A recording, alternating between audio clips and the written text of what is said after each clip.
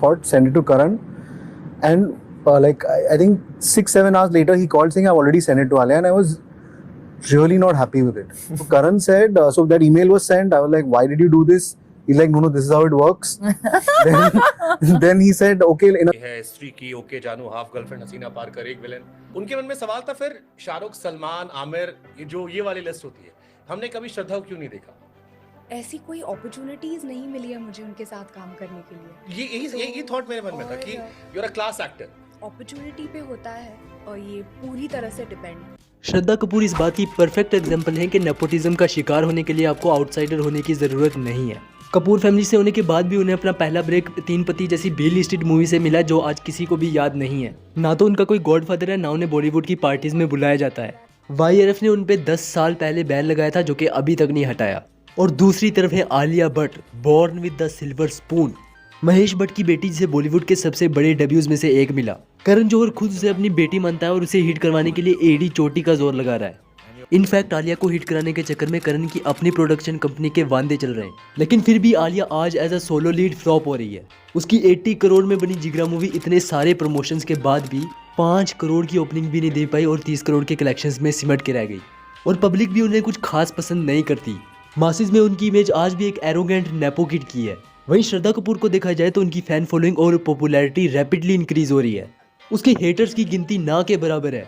Box office पे वो बड़े बड़े रिकॉर्ड्स बना रही है। इवन स्त्री टू ने तो जवान, पठान और एनिमल के भी रिकॉर्ड्स तोड़ दिए हैं। बट इसका मतलब ये नहीं है कि आलिया एक अच्छी एक्ट्रेस नहीं है। मेरा मानना ये है कि आलिया भट्ट एनी डे श्रद्धा से बेटर एक्ट्रेस है। तुम आलिया भट्ट की हाईवे, राजी, गंगूबाई काठियावाड़ी, डार्लिंग्स, किसी भी परफॉर्मेंस को श्रद्धा कपूर से कंपेयर कर लो, आलिया बेटर ही मिलेगी।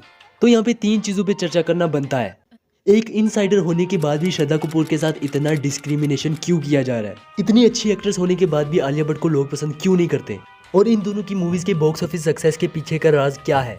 क्या आलिया की अगली मूवीज भी ऐसे ही फ्लॉप होंगी? और क्या श्रद्धा की अगली मूवीज भी स्त्री 2 जैसी ही हिट होंगी? गुलशन देवैया ने कहा था, nepotism is not a problem, favouritism is a problem. तुमने कभी नहीं सुना होगा कि शाहरुख खान या अक्षय कुमार के साथ नेपोटिज्म हुआ है, जबकि ये टोटली आउटसाइडर्स हैं। जबकि देओल फैमिली के साथ इतने सालों से इतना डिस्क्रिमिनेशन चल रहा है। एक विलन के बाद सिद्धार्थ मल्होत्रा की सारी मूवीज फ्लॉप हो चुकी हैं लाइन से, फिर भी धर्मा प्रोडक्शन उन्हें नए नए चांसेस दे रहा है। कपूर फैमिली से होने के बाद भी श्रद्धा कपूर को अपना पहला ब्रेक तीन पत्ते जैसी फिल्म से मिला, जिसका नाम भी आज किसी को नहीं पता है। फिर किसी तरह उन्होंने YRF के साथ 3 मूवीज का कॉन्ट्रैक्ट किया, पर शर्त ये थी ये तीनों मूवीज कंप्लीट होने तक वो किसी और मूवी में एक्ट नहीं कर सकती हैं। पहली मूवी लव का दी एंड रिलीज हुई और वो फ्लॉप हो गई, और बाकी 2 मूवीज हिट होने की कोई गारंटी नहीं थी। बट उसी टाइम श्रद्धा को आशिकी 2 ऑफर हुई, जिसके सक्सेस के चांसेस 90% थे। श्रद्धा को वो कॉन्ट्रैक्ट तोड़कर आशिकी 2 साइन करनी पड़ी, जिससे गुस्सा होकर YRF ने उसे बैन कर दिया। But fortunately and as expected Aashiqui 2 super hit होगी और श्रद्धा कपूर की फैन फॉलोइंग बहुत तेजी से बढ़ने लगी। और उसके बाद उसे ABCD 2, बागी, एक विलन, हैदर जैसी सुपर हिट मूवीज में काम करने का मौका मिला। अगर बागी 2 हिट नहीं होती और श्रद्धा के पास उसके लुक्स का एडवांटेज नहीं होता, तो उसका हाल जॉनी लीवर की बेटी जेमी लीवर जैसा होता।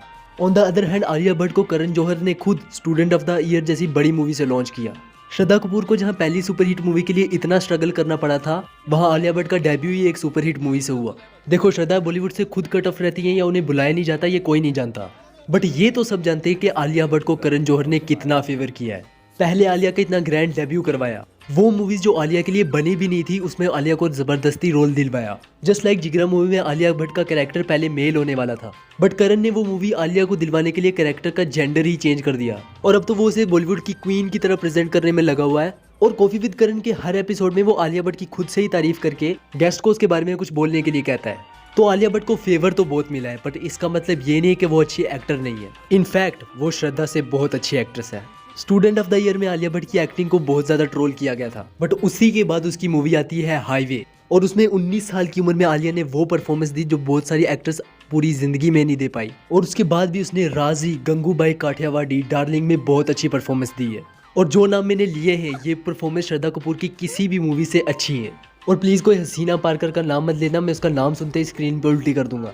पर फिर सवाल ये आता है कि इतनी अच्छी एक्टर होने के बाद भी आलिया भट्ट को इतनी हेट और ट्रोल का सामना क्यों करना पड़ता है? आलिया भट्ट शुरू से ही पब्लिक में काफी डम्ब और एरोगेंट एक्ट करती थी। उसके लिए बेशक ये ह्यूमर था, लेकिन अपने आसपास के लोगों को वो एम्बैरेस कर देती थी, और उसकी जर्नल नॉलेज तो हमें अपनी बुक फाड़ने पर मजबूर कर देती थी। सुशांत की डेथ का पूरा ब्लेम बॉलीवुड के नेपोटिज्म पे लगाया गया। और क्योंकि बॉलीवुड में नेपोटिज्म का फेस है करण जौहर और करण जौहर की सबसे चहेती है आलिया भट्ट, तो पूरे देश ने आलिया भट्ट को जम के गालियां देना शुरू कर दिया। आलिया भट्ट के साथ बाकी नेपो किड्स ने भी जम के ट्रोलिंग फेस की, बट एक लड़की जो नेपो किड होके भी और बॉलीवुड का पार्ट होके भी हेट से बहुत दूर थी, वो थी श्रद्धा कपूर। एक इनसाइडर होने के बाद भी श्रद्धा कपूर पे नेपोटिज्म के इल्जाम कभी नहीं लगे, क्योंकि Shraddha Kapoor completely self made है। करण जौहर की तरह उसका कोई गॉडफादर नहीं है। श्रद्धा हमेशा कंट्रोवर्सी से दूर रहने की कोशिश करती है और खुद को पब्लिक के लिए हमेशा अवेलेबल रखती है, और इसकी बातों को देखकर लगता है कि हमारे जैसा कोई बंदा बात कर रहा है। अब तुम खुद डिसाइड कर लो, एक एरोगेंट लड़की है जो अजीब अजीब सी हरकतें करती है, बेवजह अनफनी से जोक्स क्रैक करती है और किसी से बात करने की उसमें तमीज नहीं है, और दूसरी तरफ एक खूबसूरत और डाउन टू अर्थ लड़की है जिसकी बातें कम से कम हमें समझ में आती हैं और वो हर कमेंट का रिप्लाई देती है। तो तुम किसे चूज करोगे?